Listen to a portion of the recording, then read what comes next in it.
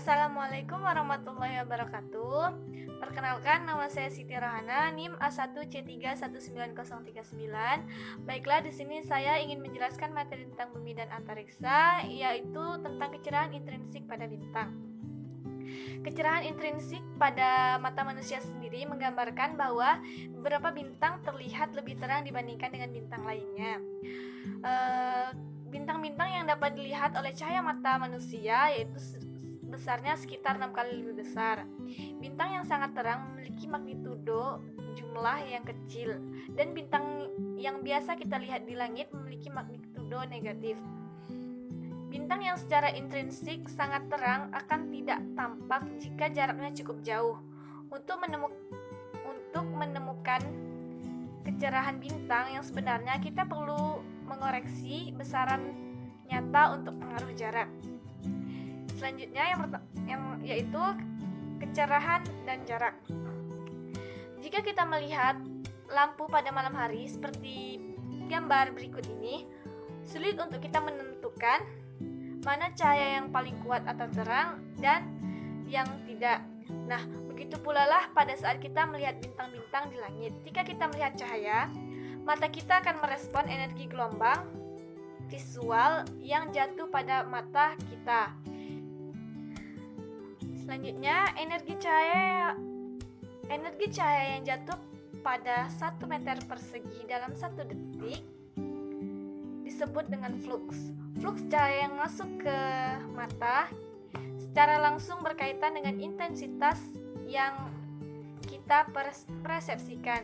Semakin banyak flux memasuki mata kita, semakin terang cahayanya.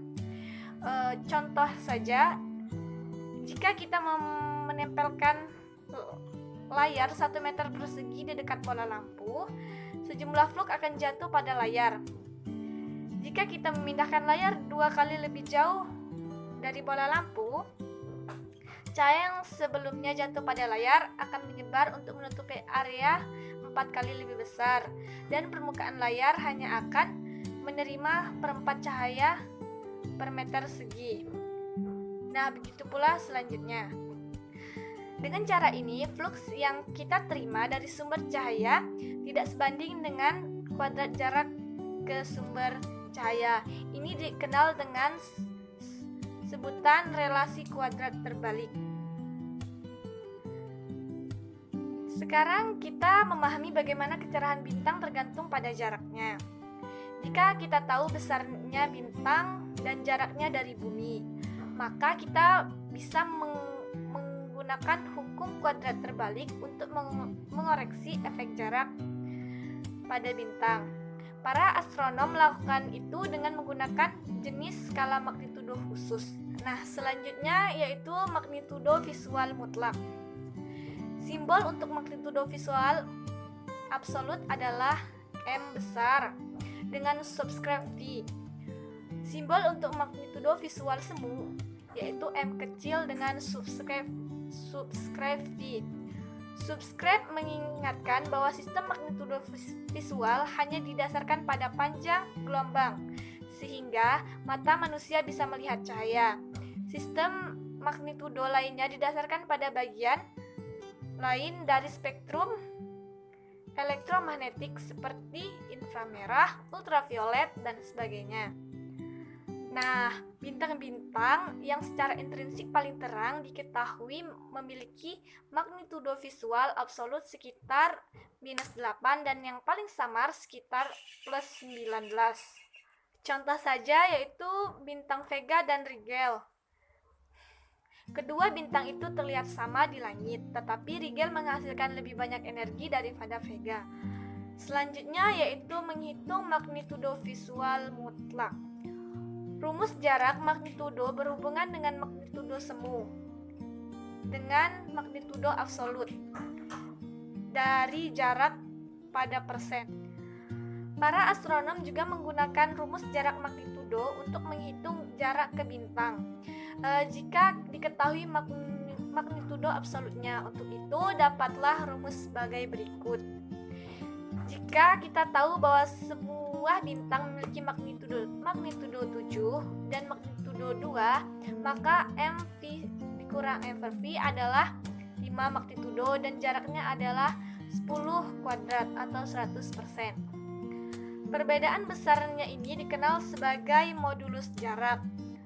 Ukuran seberapa jauh bintang itu, semakin besar modulus jarak, semakin jauh bintang.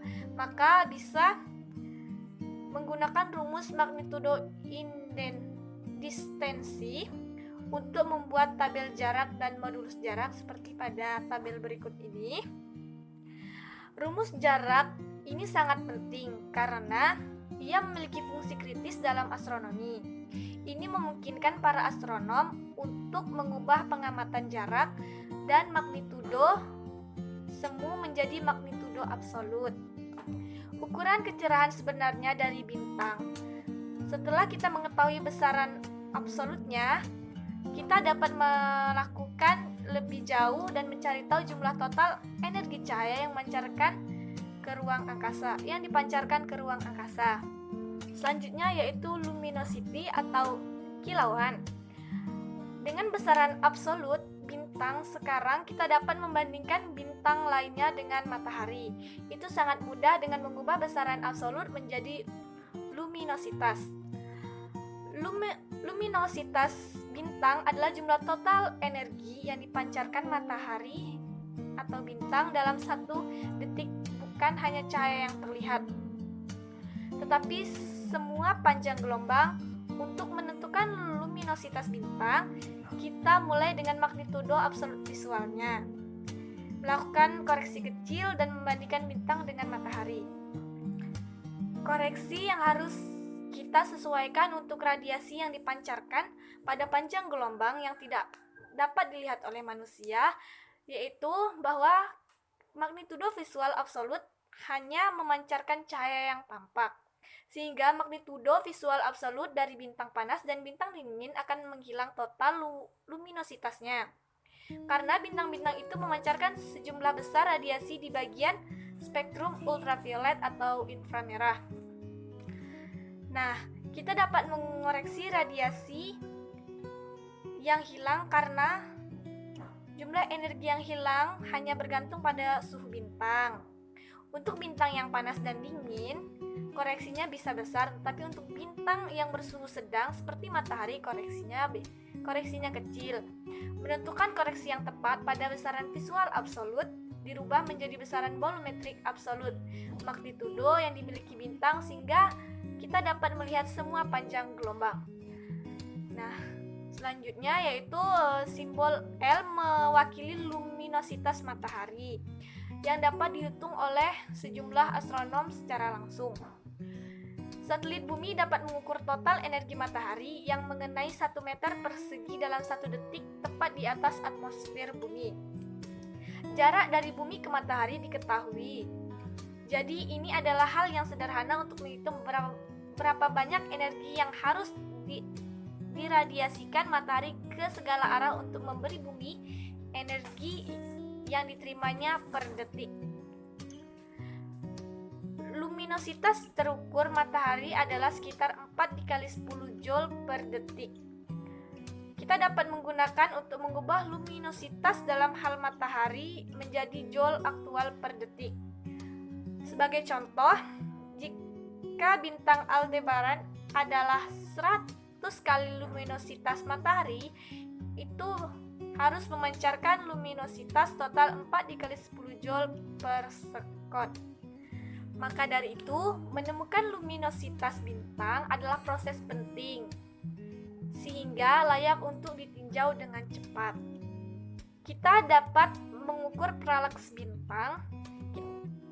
Kita dapat menemukan jaraknya dengan menggunakan besaran visual yang tampak untuk menghitung magnitudo visual absolut, volumetrik absolut.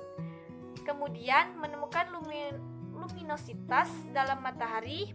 Setelah itu kita dapat sedikit menggunakan luminositas matahari untuk menemukan luminositas bintang dalam joule per detik.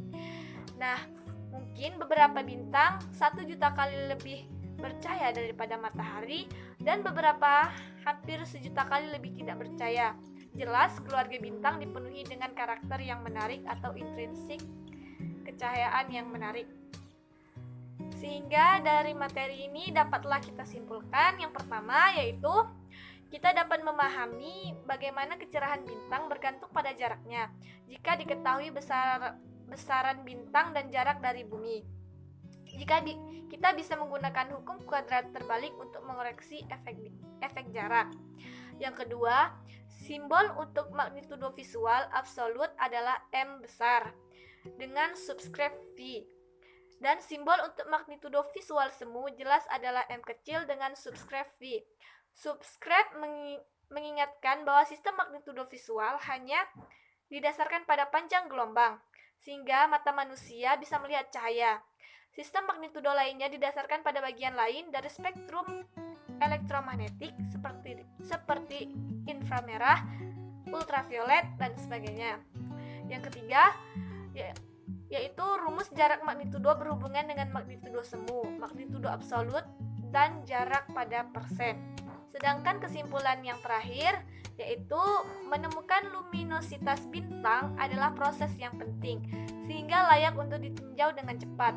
Kita dapat mengukur paralaks bintang sehingga dapat menemukan jaraknya menggunakan besaran visual yang tampak untuk menghitung magnitudo visual.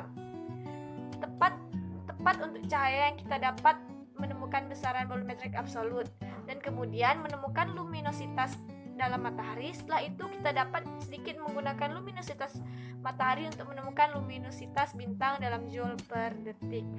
Nah, itulah tadi sedikit penjelasan materi dari bumi dan antariksa tentang kecerahan intrinsik pada bintang. Bila terdapat kesalahan maupun kehilafan, saya mohon maaf. Semoga teman-teman sekalian mengerti. Saya akhiri dengan ucapan billahi taufiq wal hidayah. Assalamualaikum warahmatullahi wabarakatuh.